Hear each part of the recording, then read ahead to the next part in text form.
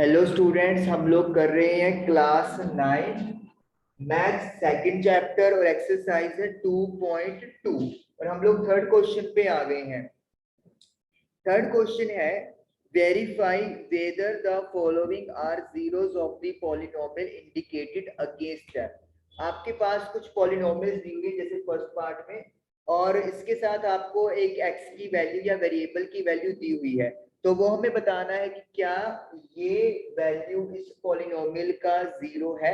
मतलब जो भी वैल्यू दी हुई है वो इस इक्वेशन में पुट करेंगे। अगर वो जीरो बन गया तो मतलब ये इस इक्वेशन या पॉलिनोमियल का जीरो है, अदरवाइज वो उसका जीरो नहीं है। चलिए पहले एक्स की वैल्यू हम लोग -1/3 पुट करते हैं।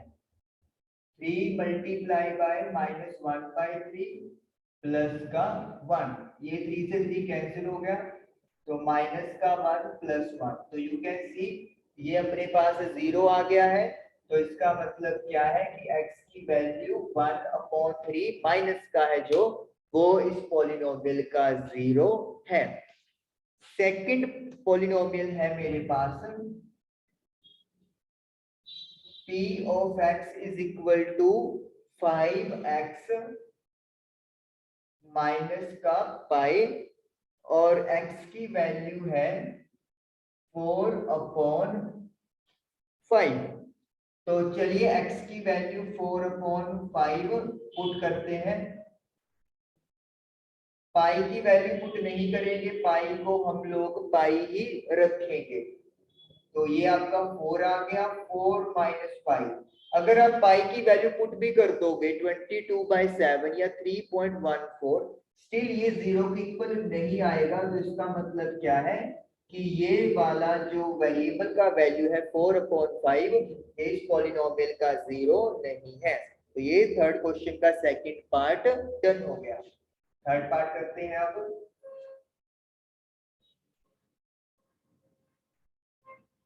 थर्ड पार्ट है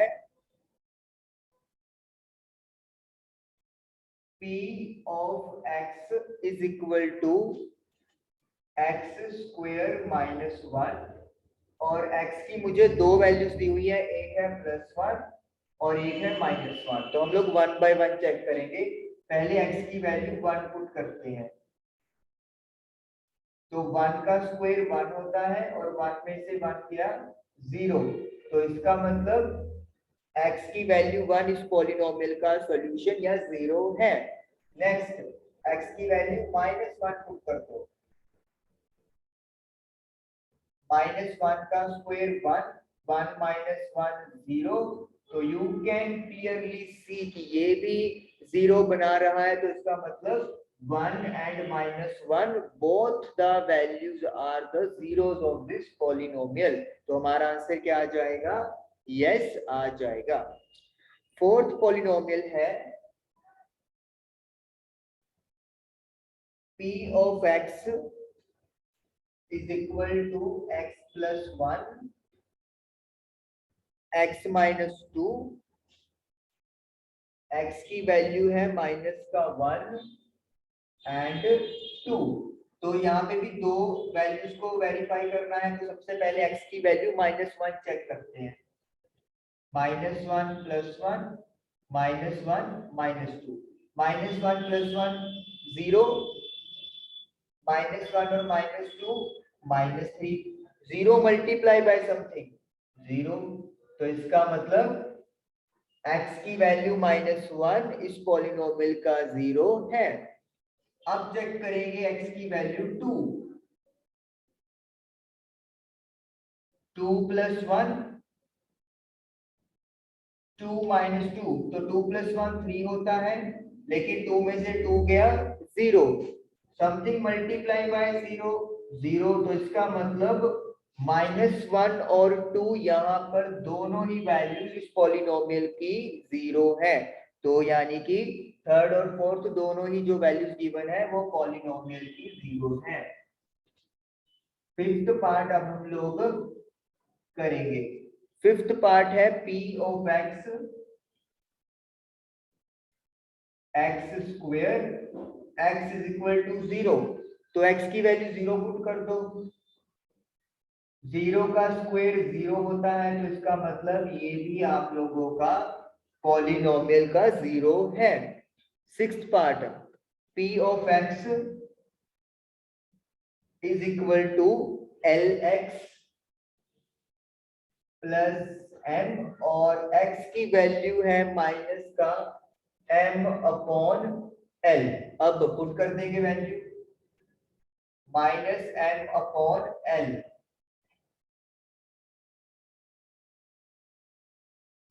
m अपॉन एल प्लस का m, तो l से l कैंसिल, तो minus m plus m that will be equal to zero. तो इसका मतलब क्या है, ये भी जो माइनस m अपॉन एल है इस पॉलिनोमियल का जीरो है। सेवंथ पार्ट,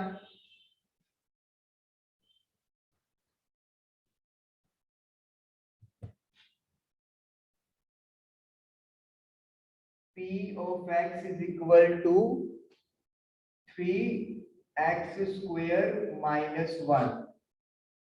तो x की वैल्यू है 1/√3 माइनस, और एक x की वैल्यू चेक करनी है 2/√3। चलिए 1 बाय 1 पुट करते हैं, पहले -1/√3 पुट करेंगे। x की वैल्यू है -1/√3 और उसका स्क्वायर, -1 का स्क्वायर +1 और √3 का स्क्वायर 3, तो ये कैंसिल हो गया, फिर are getting 1 -1 that is equal to 0। तो इसका मतलब क्या है, x की वैल्यू -1/√3 इस पॉलिनोमियल का 0 है। अब पुट करेंगे 2/√3, 2 डिवाइडेड बाय √3 का स्क्वायर -1। 2 का स्क्वायर 4 होता है, √3 का स्क्वायर 3 होता है, 3 के साथ 3 कैंसिल, तो 4 -1 दैट इज इक्वल टू 3। लेकिन 0 बनना चाहिए था, तो 0 नहीं बना, इसलिए x की वैल्यू 2/√3 इस पॉलिनोमियल का 0 नहीं है। तो यानी कि एक जो वैल्यू दी हुई है वो 0 है और सेकंड वन 0 नहीं है। लास्ट पार्ट है थर्ड क्वेश्चन का,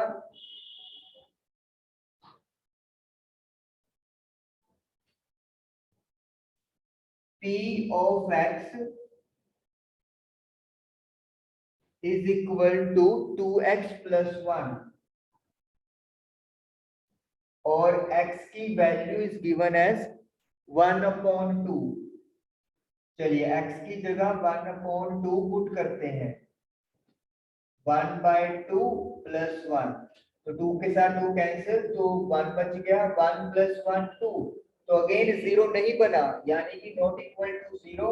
तो इसका मतलब ये वाला जो x की वैल्यू है 1/2, यस वो 0 नहीं है इस पॉलिनोमियल का, तो ये भी आंसर हमारा नो आ गया।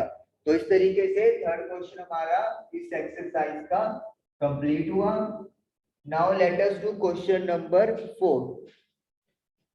क्वेश्चन नंबर 4 में हमें उन्होंने कहा है कि पॉलिनोमियल की जीरो पता करें, यानी कि अब तक हमें जीरो निकालनी नहीं थी, दी हुई थी या चेक करनी थी, अब हमें जीरो फाइंड करनी है हर पॉलिनोमियल की।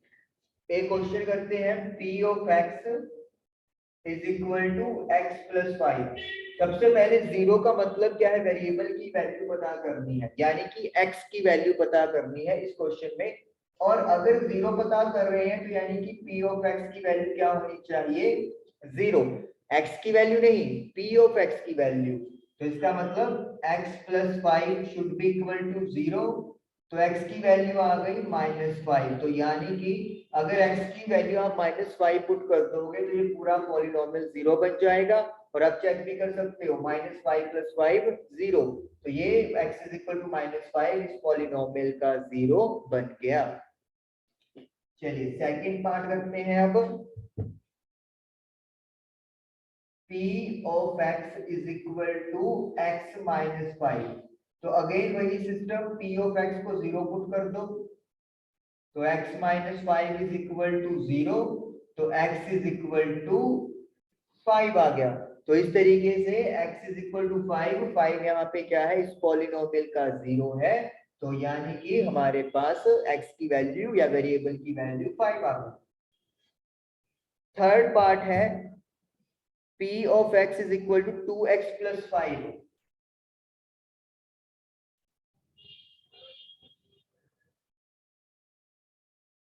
तो p ऑफ x को 0 पुट करेंगे, दोबारा फिर से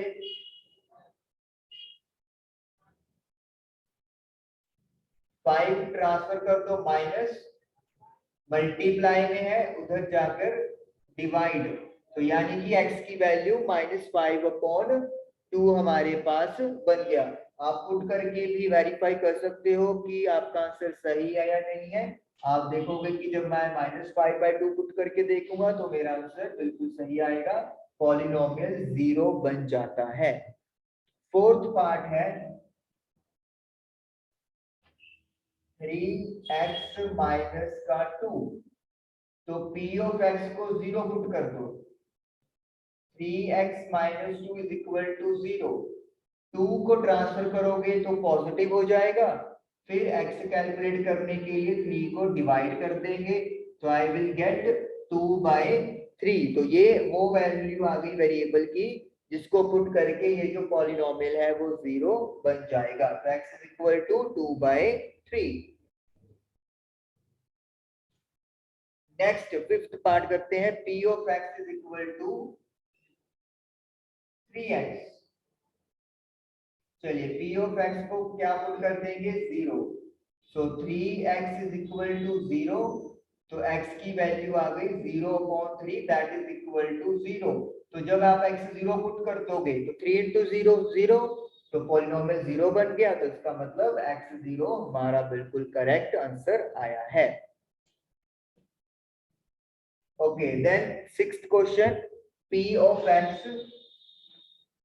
is equal to ax, a should not be equal to 0। क्यों? क्योंकि अगर a 0 कर दिया फिर तो पॉलिनोमियल ही खत्म हो गया, 0 ही आ गया।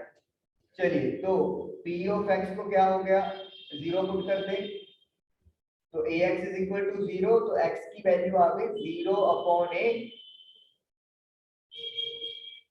a is not equal to 0 और x is equal to 0 आ गया। देखिए यहाँ पे इंपॉर्टेंट है समझना, अगर ये 0 हो जाता तो पॉलिनोमियल 0 बन जाता, कोई दिक्कत नहीं, लेकिन यहाँ पे देखिए x की वैल्यू 0/a आई है, अगर a को 0 हम लोग लिख लेते हैं, सपोज कर लो, तो ये बन जाएगा 0/0, एंड 0/0 को डिफाइन मैथमेटिक्स में नहीं किया जा सकता, तो इसीलिए यहाँ पे लिखना जरूरी है कि a 0 के इक्वल नहीं है, 0/समथिंग 0 होता है, तो इसीलिए यहाँ पे 0 आ गया। देखिए a मल्टीप्लाई बाय 0 0, अगर हम यहाँ पे a 0 लिखे तो फिर तो कोई दिक्कत तो है नहीं, वैसे तो 0 इंटू 0 0 होता है, लेकिन क्योंकि डिनोमिनेटर में चला गया है और डिनोमिनेटर में 0 नहीं आना चाहिए, अगर 0 आ जाता है तो उसे डिफाइन नहीं किया जा सकता, इसीलिए हमें यहाँ पे लिखना होता है कि a should not be equal to 0, ये कंसेप्ट होता है। चलिए लास्ट पार्ट करते हैं फोर्थ क्वेश्चन का, px is equal to cx plus d, और यहाँ पर भी वही है कि c 0 नहीं होना चाहिए, यानी कि कोएफिशिएंट ऑफ x, और c और d are real number, rational या इरेशनल कोई भी हो सकता है। चलिए p ऑफ x को 0 पुट कर दो, तो cx plus d is equal to 0, पहले d ट्रांसफर होगा negative x, you can see, अगर वो c डिनोमिनेटर में आ गया तो c should not be equal to 0, क्योंकि अगर 0 हो गया समथिंग अपॉन 0 भी नॉट डिफाइन हो जाता है, तो इसीलिए हमें ये मेंशन करना जरूरी है कि डिनोमिनेटर वाली वैल्यू 0 नहीं है, just like rational number p upon q, p भी इंटीजर q भी integer, but q should not be equal to 0, वही चीज यहाँ पे भी आ गई, तो माइनस का d अपॉन c हमारा इस पॉलिनोमियल का 0 आया है। तो एक्सरसाइज 2.2 हमारी कंप्लीट हुई, आई होप कि आपको ये क्लियर हुआ होगा, प्रैक्टिस जरूर करें, और वीडियो देखने के लिए आपका बहुत बहुत शुक्रिया, थैंक यू।